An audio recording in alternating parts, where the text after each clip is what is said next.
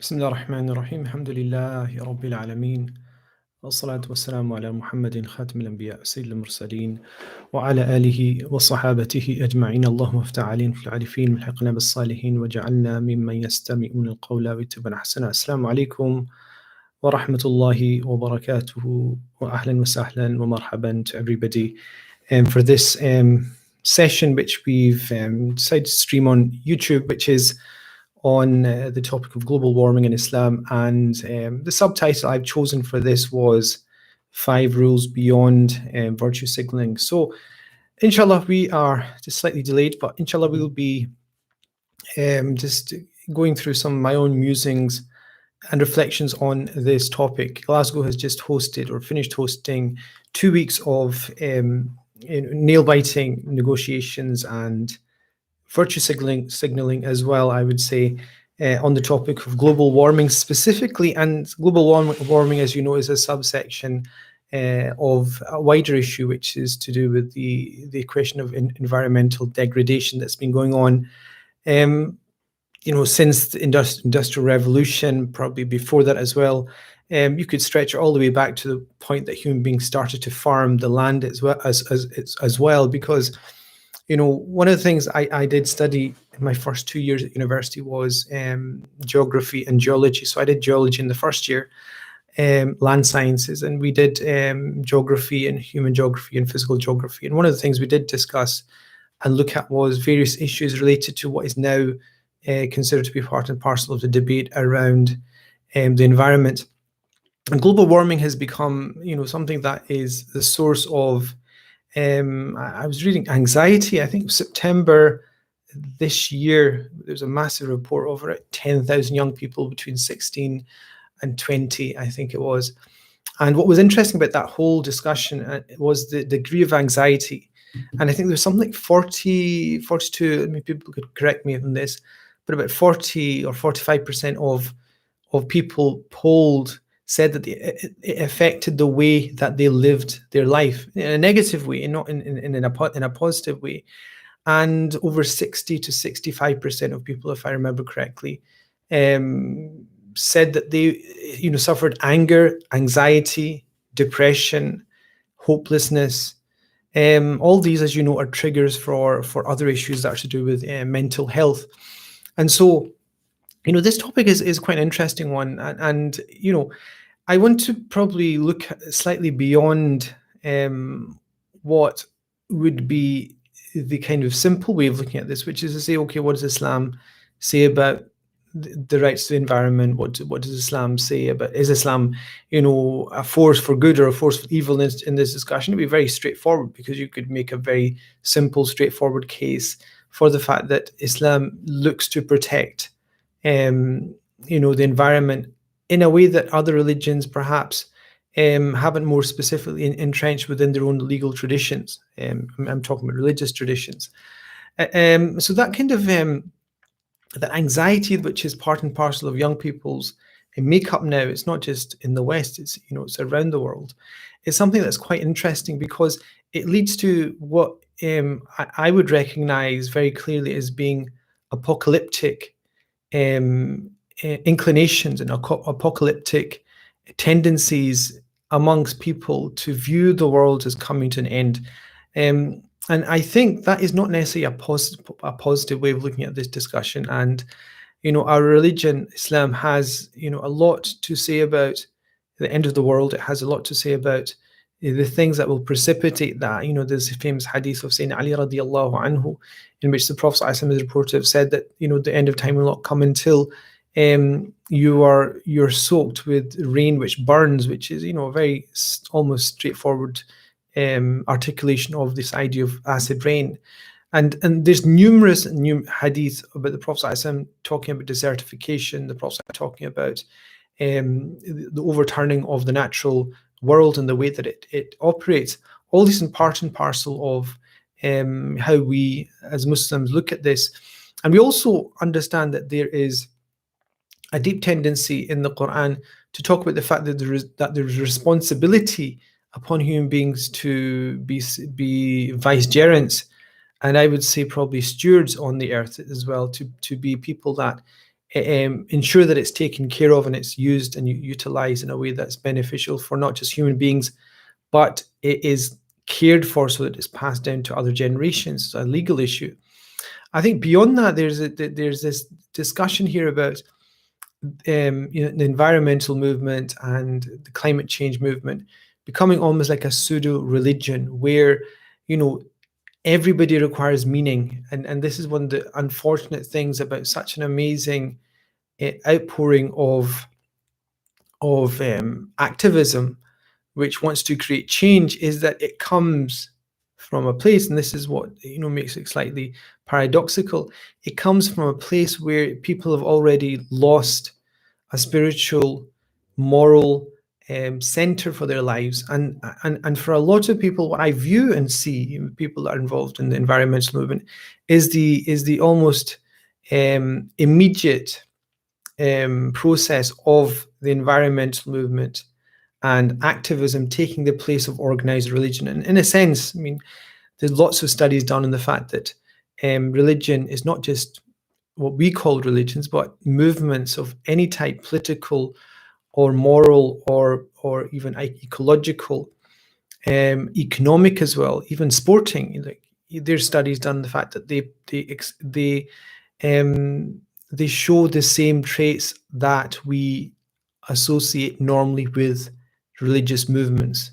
And that is very, very important, because that explains for me very much the anxiety of young people, the anger of young people, the sleeplessness of young people in a situation where they feel as if there is nothing that they can do except for cry with rage. And so this kind of morphing into a pseudo religion is part and parcel of the climate change discussion. Young people are going to be essentially living through this.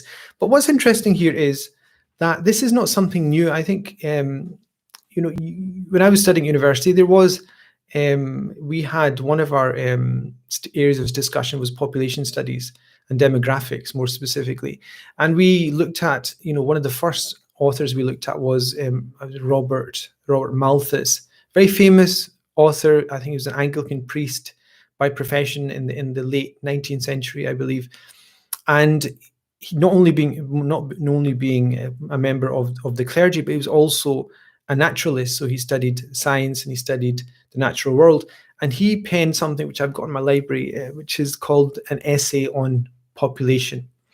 And his basic theory was quite interesting, and it's led to numerous debates and discussions from the time that he wrote it up until our time, which is that essentially his study of farming and increase in population at the time in England led him to the conclusion that that England couldn't sustain over a certain number of people.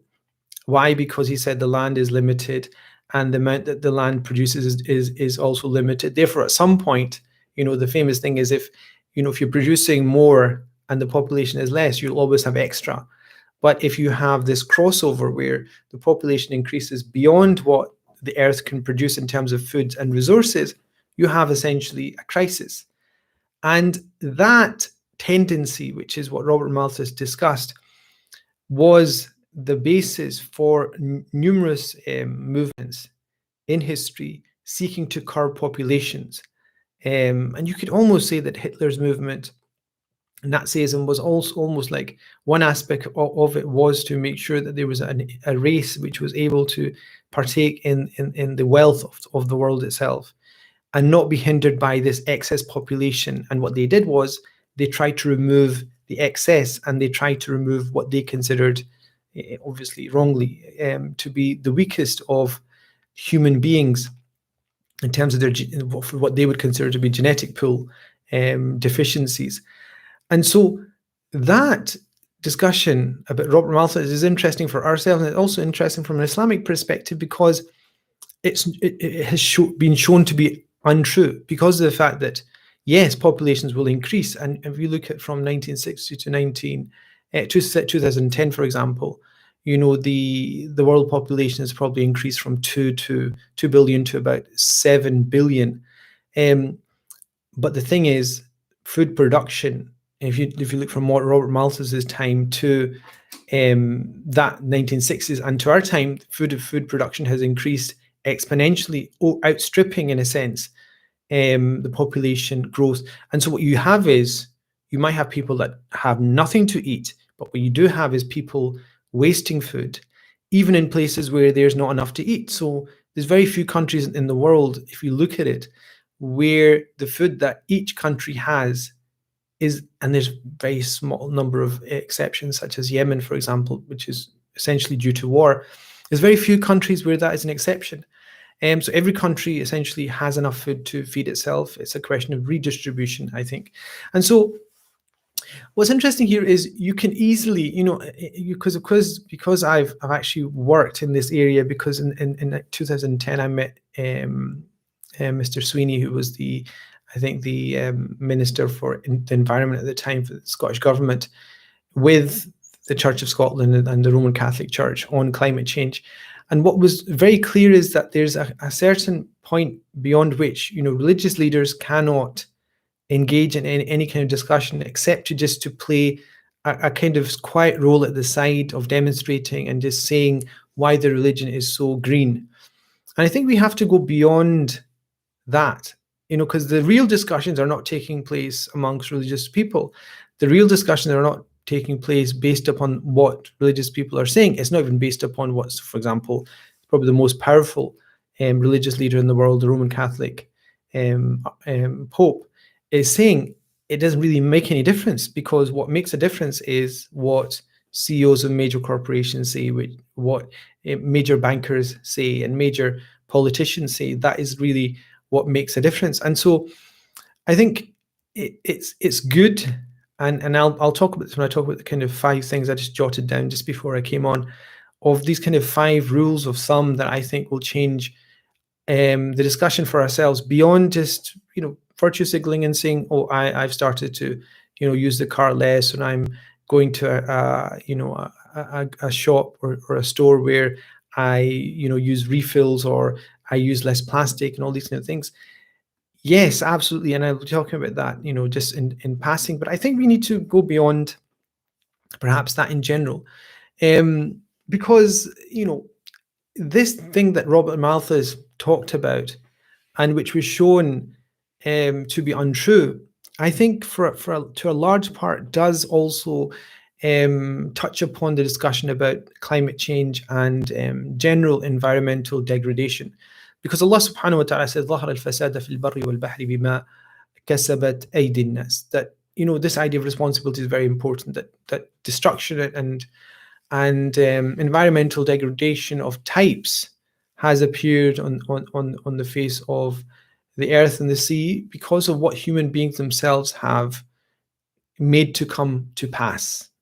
And there is something that is very interesting, because in climate change, what they talk about is the burning and use of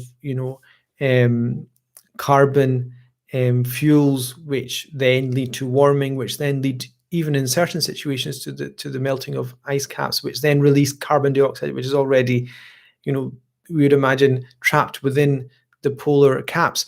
And so all of that is by what? بما كسبت أيدي الناس, because of what human beings themselves have done. And I think nobody will disagree with the fact that human beings are responsible for the warming of the planet. It just doesn't make any sense that you can say anything else. That if you look at all the expenditure of fuels and resources in such a finite amount of time, about 56 years after the Industrial Revolution, then you're seeing an exponential expulsion of gases that we know do increase. And because the Earth's atmosphere is a type of trap for those types of gases, we know that we are essentially doing that. But the issue is not that. The issue is, to what degree is it true? To what degree is it affecting us? And the other issue is, then what do you do about it? And I think here you will have scientists debating about not what is happening, because I think everybody understands and agrees that there is an increase in global temperatures based upon human activity, and not just based upon cyclic patterns in the natural environment. 20,000 years pass, and then there's some kind of cyclic change based on radiation from the sun, for example. But this is based upon human activity. And the issue is not that. The issue is what you do about it. I remember there was about 2010, I was reading something on global warming when it was just coming onto the surface of discussion. And there was a headline, I think it was in Bloomberg's news agency, that 100 million people will die by the year 2030, based and due to simply, the headline was global warming, and 6 point whatever trillion dollars of GDP would be wiped off the world economy, again just based upon global warming, not upon deforestation, not based upon any other environmental disaster. And so when those studies came out, and they were again underwritten by around 15 to 20 governments, and it was a very kind of high profile kind of report. What came to pass is, when you start to look at the statistics don't add up. And what you end up finding is that the environmental impact is clear. Nobody's arguing about that. But the number of deaths that will happen, it was a wild exaggeration, to the point that most people then agreed that it would be probably 500,000 people that would be affected directly from global warming in terms of deaths. Now, that's not to, it's not nitpicking on numbers, but it's really showing that the anxiety that people face, and the kind of like people gluing themselves to the roads and things like that, it's based upon the fact that they feel that they need to take extreme action. And that's based upon the fact that they think that extreme things are going to happen. And the sensationalism, I think, is unproductive. It's not really useful, because of the fact that there's so many other things that are related to economic injustice, political injustice, climate, environmental degradation, which is a wider issue, as you know, that are as important. Now, if I just give you a simple thing that I remember, that would, make you think, the global population, if you think about it, the population, you can break them down into different ways. But a major way that we used to do it in earth sciences and geography was to look at the urban and rural populations, people that live in cities and people that live in non-cities. And what you had, this is around 1960, you had probably about 2 billion people who lived in villages, and you had about 1 billion living in cities. So you have 2 to 1 more people living in rural areas in the 1960s, double the amount than were living in cities. If you go into 2010, you're talking about, in cities, that just exponentially grows to about 4 billion. And in fact, it's overtaken the number of people that live in the rural world, which is about 3.5, probably just less than that, 3.5 billion people. Now, if you're going to ask me which is what is the effect, or what has led to those people having to go into cities and live. And remember, they're not going to cities and living in nice apartments with IKEA furniture. These are people, the majority of whom, who go into urban areas, will be living in slums. If you look at Delhi, which is, I was just reading yesterday, in the middle of an onslaught of really horrendous air pollution. Again, that's tied in some way to global warming, but in some way it's not, because the air population is in and of itself carcinogenic, which is, if you're going to die of cancer, if the world's hotter, it's not going to make much difference, to be honest. And so, tied in with the urban rural dichotomy is the fact that there's so many issues about poverty, about stratification of class, of gender violence, of all these negative effects of the almost forcing of people out of the rural areas, because they have to leave, essentially, otherwise they die of starvation, into city areas. And the least of it, you would say, would be trafficking.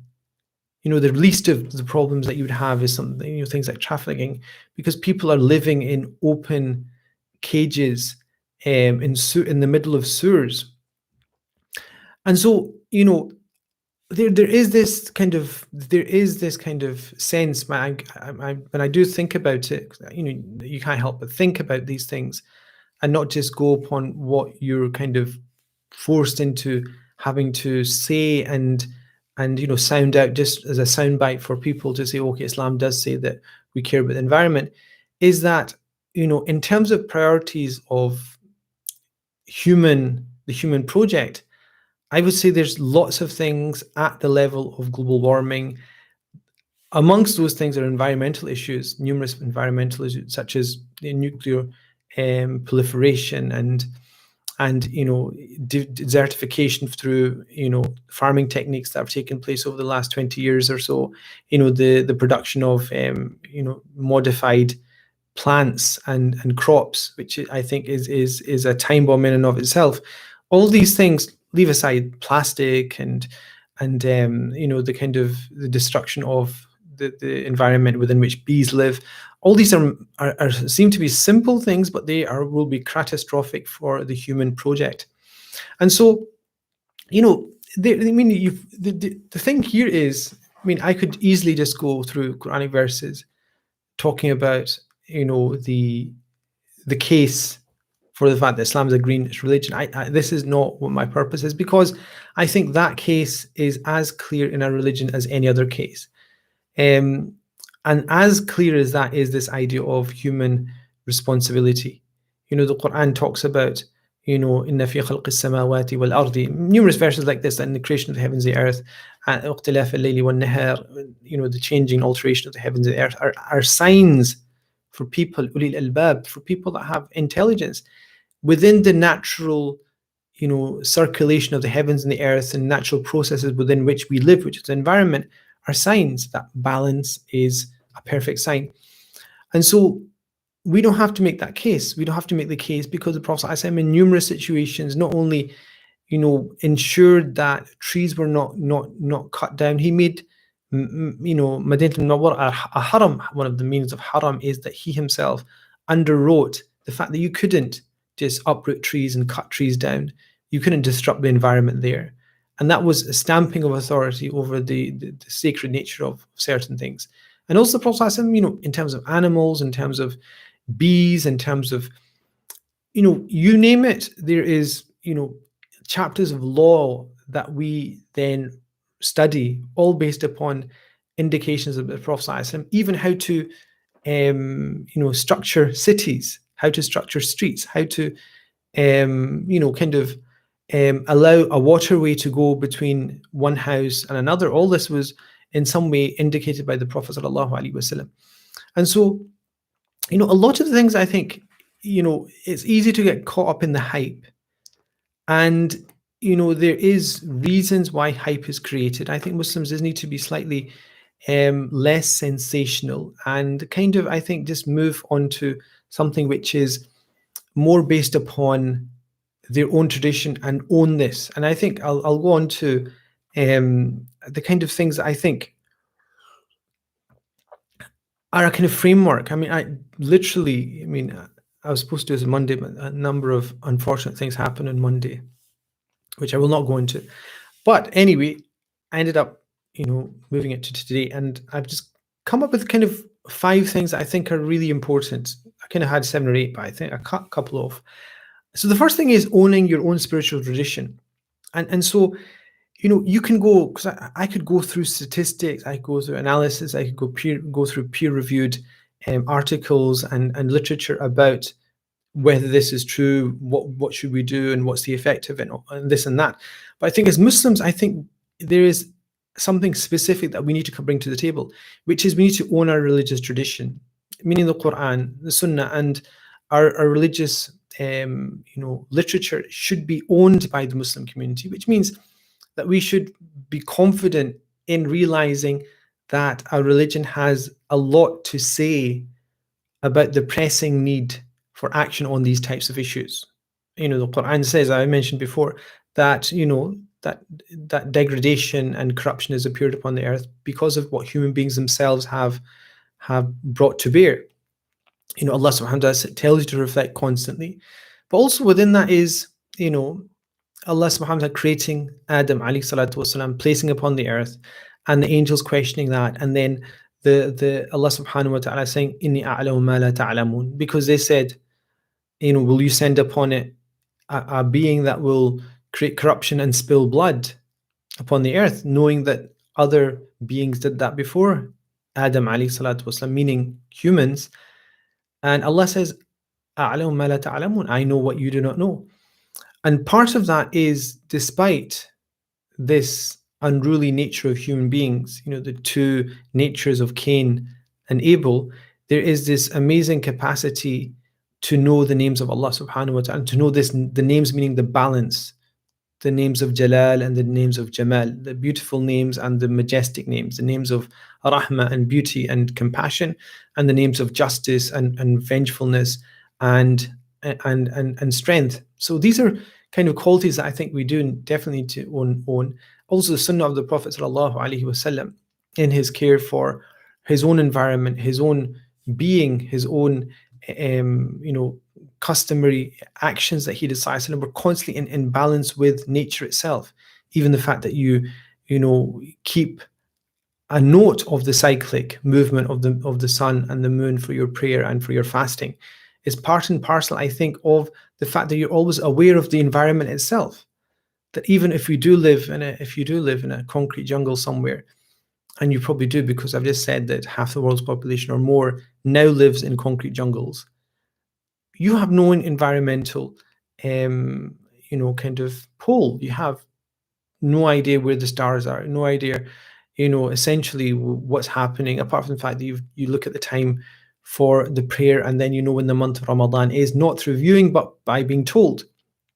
But also, I think, through the religious tradition of our scholars, who took intense care from the spiritual side, but also from the legal side, to ensure that the environment not only was given meaning, such as in the poem of the Mathnawi, there's numerous metaphors about the natural world having meaning for us, which is beyond what we ourselves can fathom.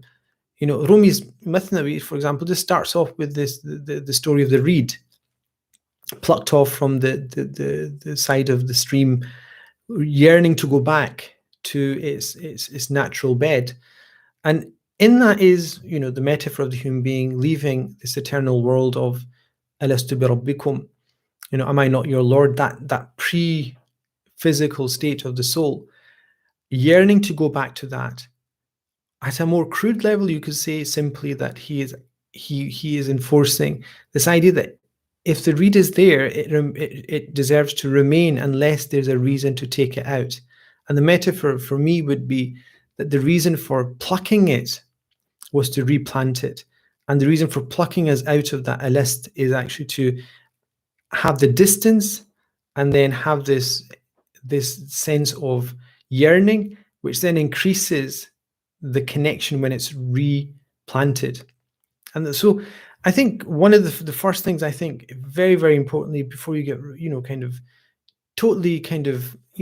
just one amongst a billion people talking about global warming, is you need to start to own your religious tradition. And as Allah subhanahu wa ta'ala says, ibadur rahman alladhina yamshuna al-ardi, the people who are the servants of Allah subhanahu wa ta'ala are those that, when they walk upon the earth, they walk with dignity. They walk with, with some kind of thoughtfulness and lightness when they walk, meaning looking at how they impact the environment. And the second thing, I think, and it goes from the abstract, which is the first one, to the concrete, is maqasid, the basic purpose of our religious law. Because I think if you take away Sharia from this debate, you end up just having this utilitarian ding-dong table tennis match between people thinking, okay, what's the best utility in the environment that we have, and how can we best cost best analyze the situation that we're in and make it so that everybody's happy.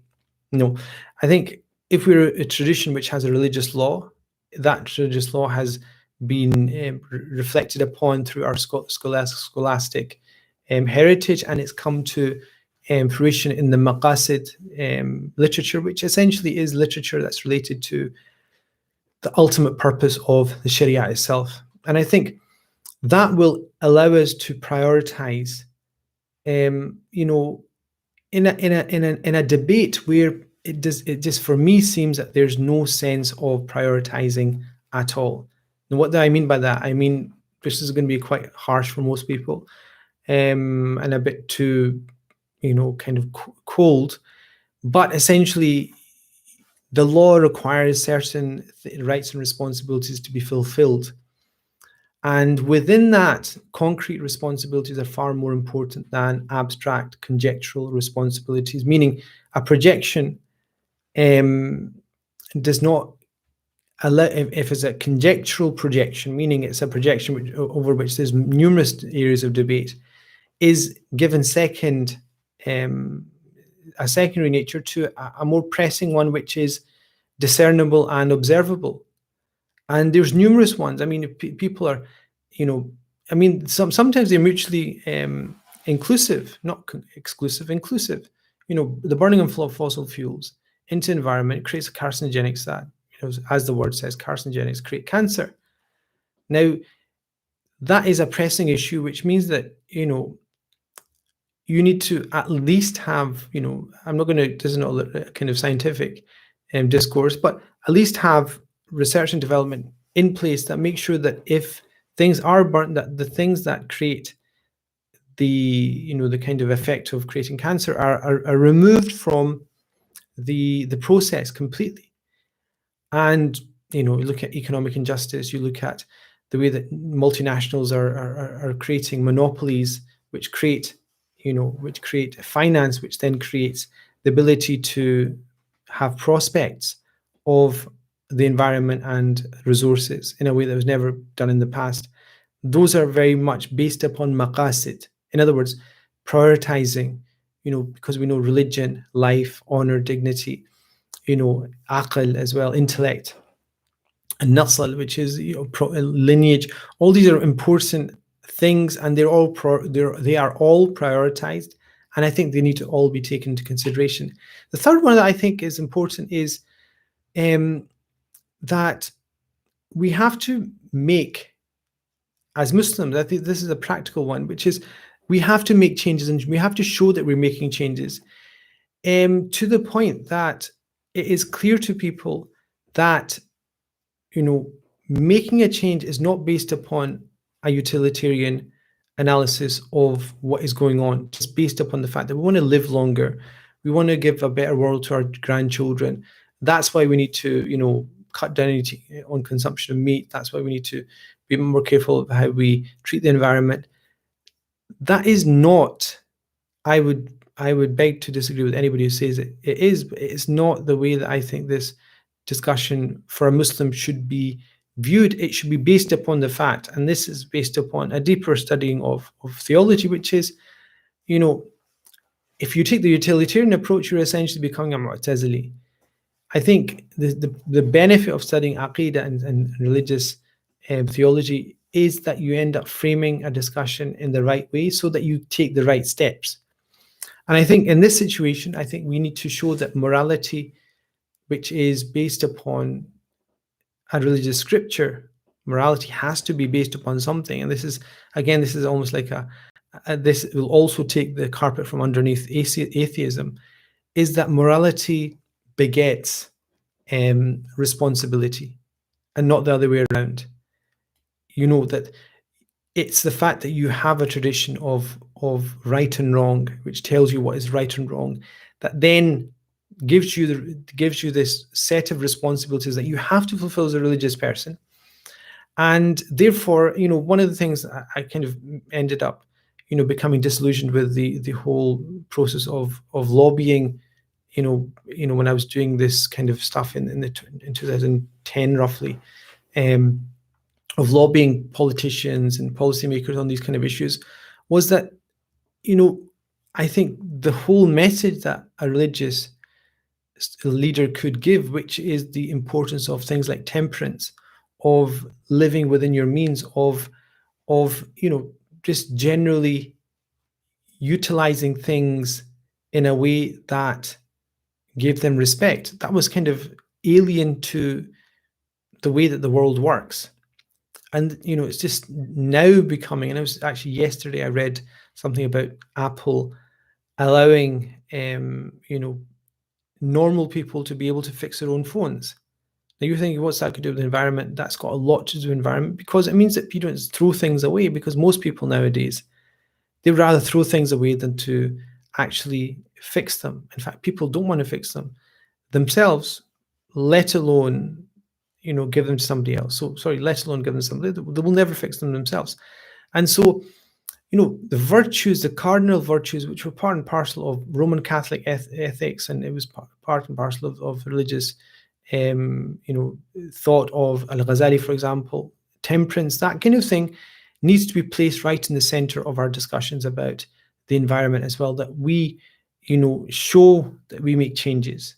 And the changes are based upon the fact that we have a morality which then places responsibility upon us to uphold virtues. And the fourth thing, I think, is a bit more in terms of, again, about action, is I think you're going to the root cause of a lot of these things. And I think this is the thing that really, kind of does bother me about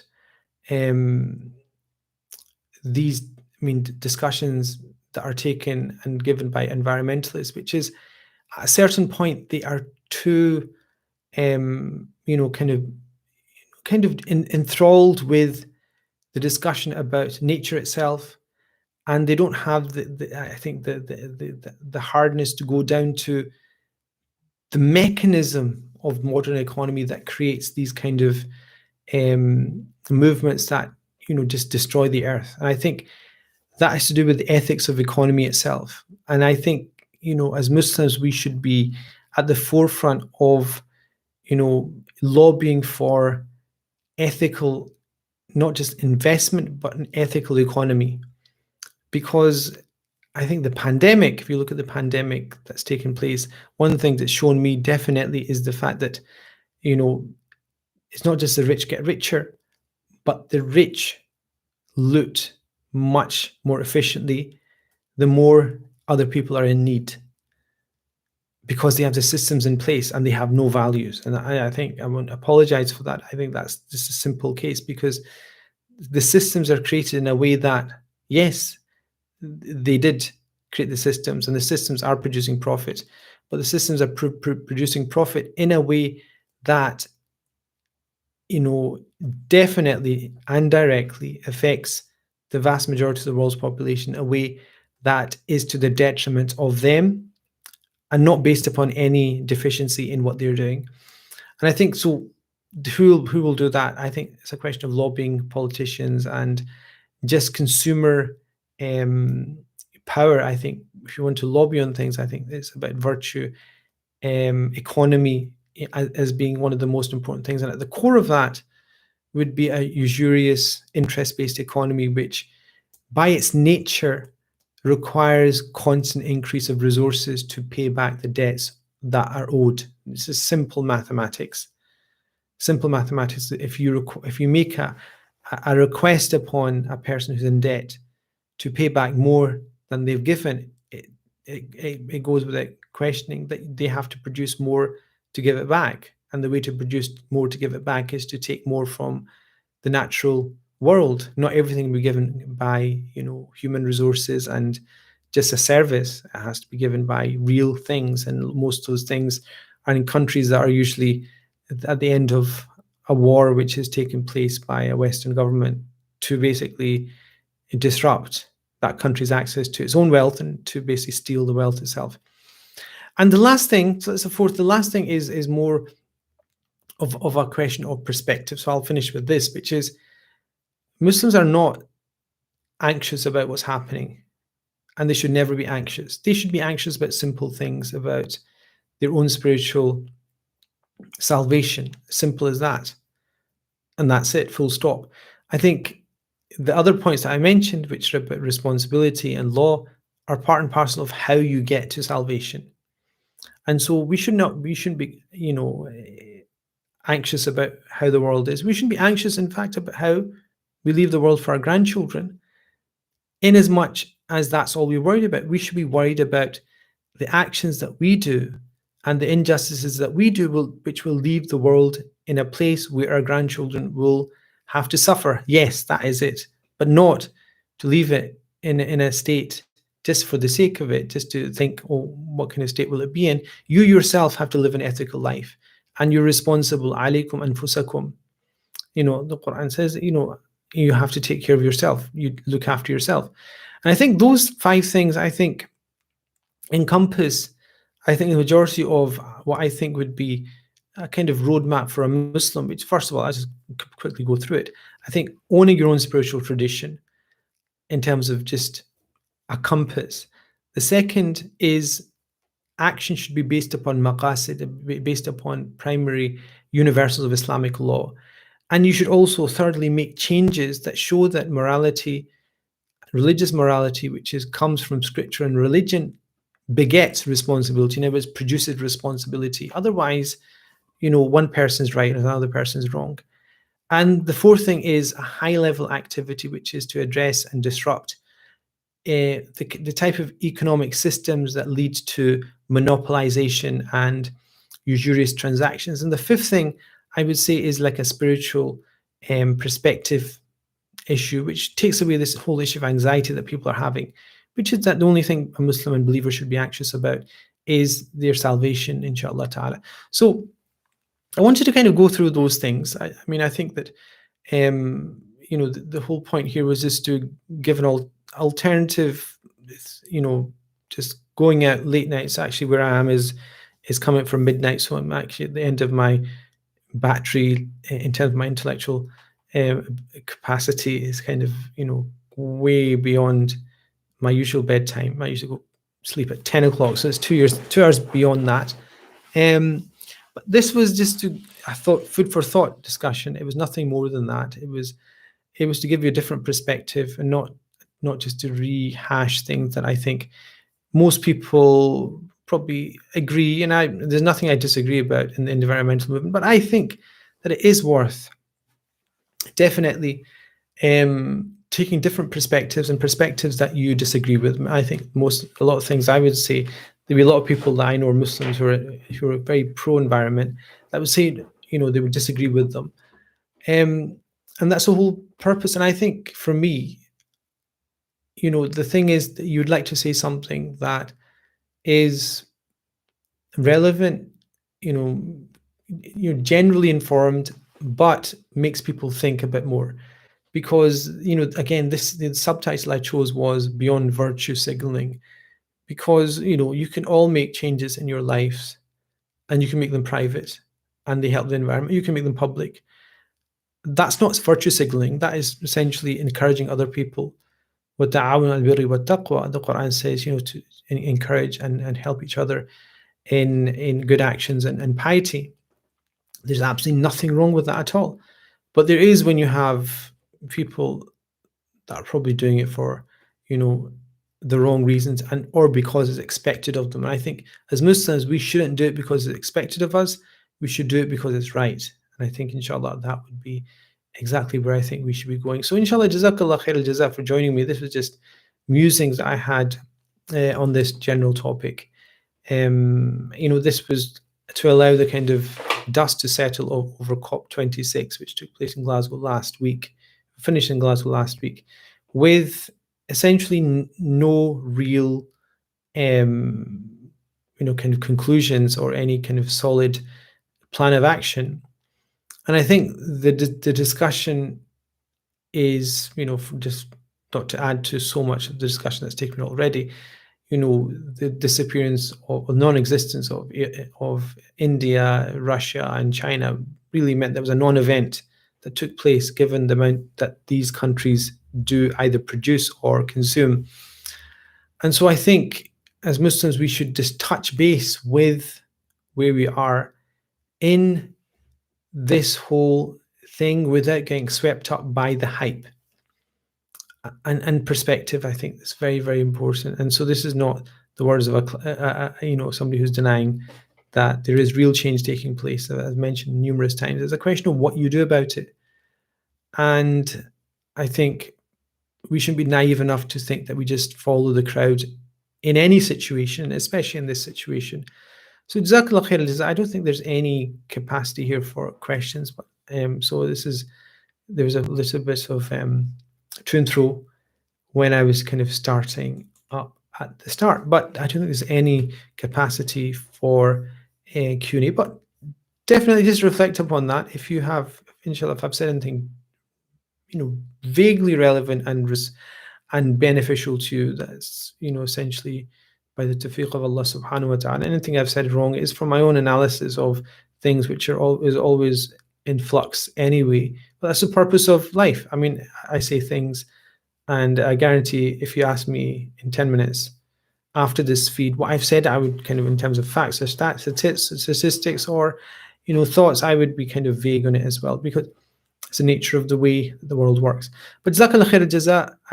If you did join me live, and there are a number of people on the live stream, if you think it's beneficial, jot some stuff down. I might get back to you on the chat function. Jazakallah khair jaza. Assalamu alaikum wa rahmatullahi wa barakatuh.